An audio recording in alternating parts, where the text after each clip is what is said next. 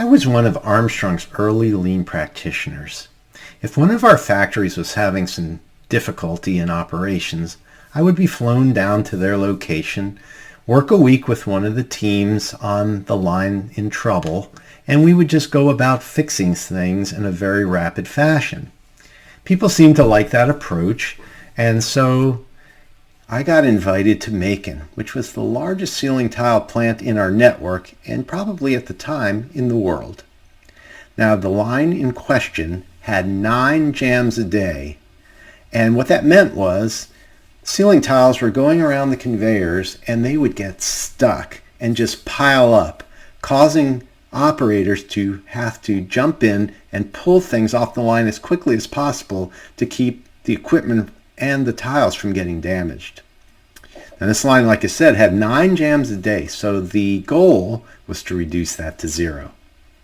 Now, I got a team of some operators, mechanics, a supervisor, and another manager, and we started our day walking around the line to try to understand where the jams were coming from and what we might be able to do to help. So it turned out that there's an area of the line called the flipper stacker. The tiles come to it like a Ferris wheel, and one tile gets flipped on top of another. But this is where the tiles seem to be getting jammed. The other secondary point was the stacker. But if we couldn't get tiles to flip properly, we certainly had no chance of stacking them properly. And as we assessed, it turns out that the boards were coming into that flipper skewed, not straight. And there really wasn't enough room on the conveyors leading up to that flipper to straighten them out. So what we realized was there was an inspection station where people manually looked at and touched the boards too close to that flipper. And if we could just move it back 30 feet down the line, we would have enough room to straighten the boards out to come to that flipper, and then we could work on the stacker. Now this was a pretty significant move, because not only did we have to move equipment and people, but we also had to figure out how to move the lighting for the inspection station and other portions of the line that were connected to that inspection area. But we figured it out, and on the day shift, we moved all the equipment and the inspection station 30 feet back. We cut parts of the conveyor, we put the inspection station in its new location, and we welded everything back in place. And because we knew we couldn't move the lighting until we moved the station, we bought temporary lights so that they could continue to work that evening. Now, what I had to do was explain our thinking to the next crew, because they truly didn't know what we were up to, as we had made all these significant changes during the daylight shift.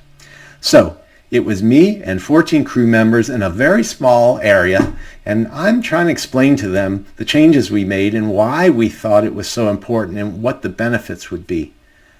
One of the crew members, who probably was about twice my size, came up to me and said, first I thought this was a totally terrible idea, but you really convinced me, and in fact I think you could sell me a used car. And he patted me on the back.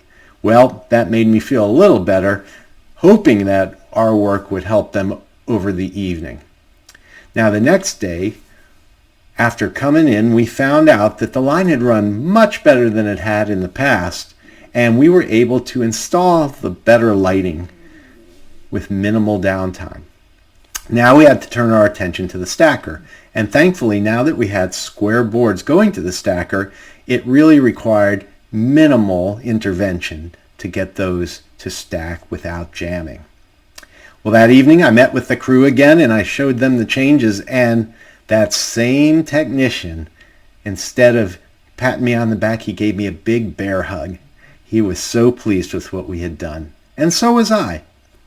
Now, over time, the jams approached 0. We didn't get to 0, but we went significantly down from 9, and everybody could see the difference.